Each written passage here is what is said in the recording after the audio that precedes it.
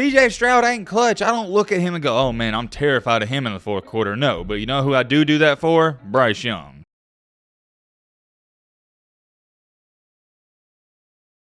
Have a holly jolly Christmas.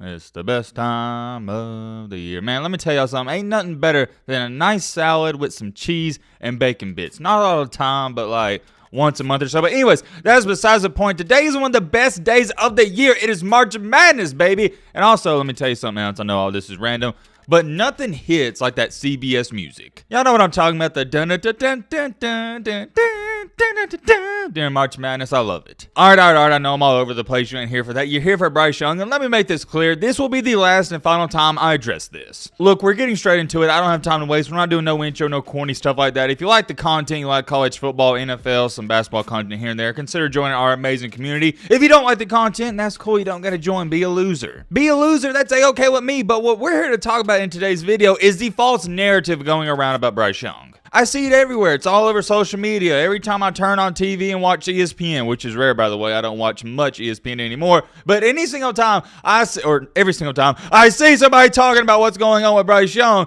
it's, oh, well, yeah, he was good in college, but he's only about 5'10". Oh, is he going to be ready for the pros? Oh, is he going to be this? Oh, is he going to be that? And blah, blah, blah, blah. You know how it goes. Y'all know how I normally am. I read off some tweets to you guys, or I show you some tweets. I'm not going to do that in this video because I'm not giving any of these bozos and clowns any recognition whatsoever. I'm sure by now you've seen all the people hyping up Will Levis, Anthony Richardson, and CJ Stroud, yet nobody's hyping up Bryce Young. The only good thing they'll say about Bryce Young, and I don't know if it's against him or Alabama players, they'll just say, oh yeah, he's a really good quarterback, he's as good as advertised. Nobody at all wants to hype him up a single bit. And I get it, you know exactly what this is, and we see it all the time. It's called prospect fatigue. I'm sure some of you know what it is, but for those of you that don't know what quote-unquote prospect fatigue means, it means whenever we talk about a player for a year or 2 years straight, people get tired of it, therefore fatigued. For the past 1 to 2 years, all everybody and anybody's been talking about at the quarterback position has been Bryce Young, and people are tired of it. So what do these people do? These people on ESPN, all the people that analyze this stuff,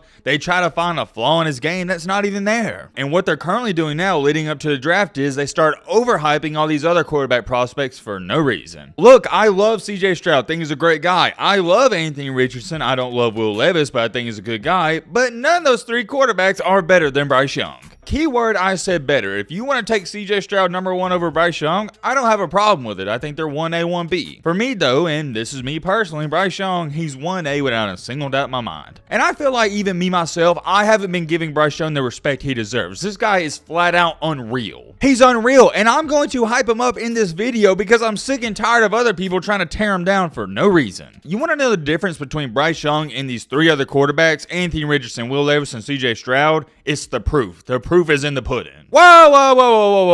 Hold on. I know what you're sitting there saying. Yo, Matt, what proof are you talking about? Well, my friend, this proof isn't something you're going to be able to find in the analytics or look at the stat sheet or box score. This is something I like to call the good old eye test. I know in 2023, it seems like we don't even value the eye test anymore because all these nerds want to bring up the crazy analytics that don't even matter. You know what matters at the end of the day? Winning and losing. I'm not going to say stats and numbers don't matter because they do matter. I do like stats and numbers, but not as much as all these other bozos out here. I'm not even going to show you Anthony Richardson and Will Levis stats because they don't even come close to even looking decent compared to Bryce Young. But you know who numbers do look close to Bryce Young's? CJ Stroud's. Check this out. In 2021, CJ Stroud completed 72% of his passes and had over 4,400 passing yards with 44 touchdowns to only 6 INTs. In 2022, it was almost a carbon copy paste, and you can see the numbers, they speak for themselves. For Bryce Young in 2021, completed 67% of his passes, had nearly 5,000 passing yards, 47 touchdowns to 7 INTs. Similar to CJ Stroud. Like I said, 1A, 1B. In 2022, also similar to CJ Stroud, yeah, his numbers decreased, but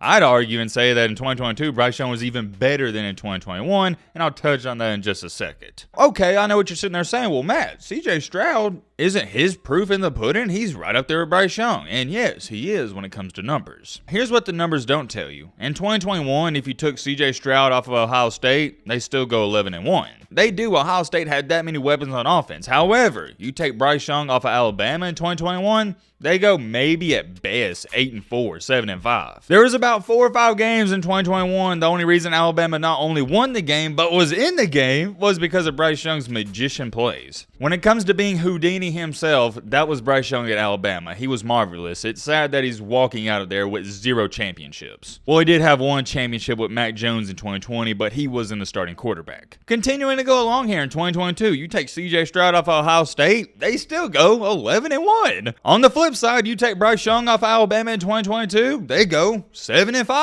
8-4. People fail to realize Bryce Young was so good, he took mediocre / good Alabama teams and elevated them a ton. Alabama had nobody, and I mean nobody, to throw the ball to in 2022. Let this sink in with some of y'all. Alabama's best wide receiver last year in 2022 was their running back, Jahmyr Gibbs. I'm not trying to play around or joke around when I say it. That's being for real. That's how sad and pathetic the Alabama offense was in 2022. But when you look at it on paper, the offense was in the top 5 in the country. Why? Because of Bryce Young. He elevated everybody else. It's very similar to Michael Jordan and LeBron James. Great players, they elevate your average players to good players. That's the difference from being a good and great player. As a head coach, you just hope that your good players can have great games here and there. But your great players, you hope that they can elevate the good players to also being great. That's the difference. Good players, they can play great here and there, but great players, they elevate others. I wanted to share those numbers with you so you get a little bit of a perspective. Continuing to go along here with our video, what is the number one thing everybody's been saying recently? I hear it every single day.